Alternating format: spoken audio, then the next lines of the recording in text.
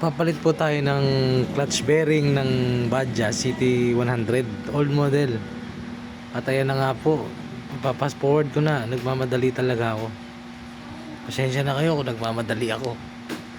Para matuto rin kayo kung paano magpalit, kung gaano kasimple. At ayan na po, ayan, tingnan nyo, nabasag ang clutch bearing ng CT100. Ayan po, kaya minsan hindi ko makagat ang clutch nya. At pag ginapakan mo yung kamyada, kakajot. Yan po yung kasimple at simpleng pagpapalit lang ng clutch bearing. 628 po ang size nya.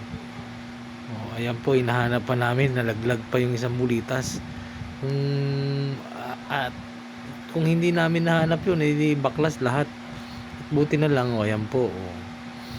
At pinukpok ko pa yan kasi mahirap ipasok. Sa gilid lang, hindi naman masira yun.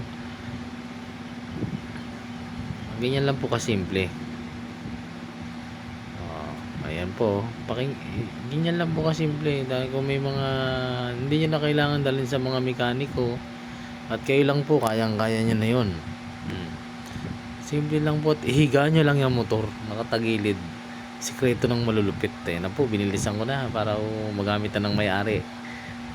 Pasensya na kayo ulit kung nagmamadali. Thank you for watching. God bless.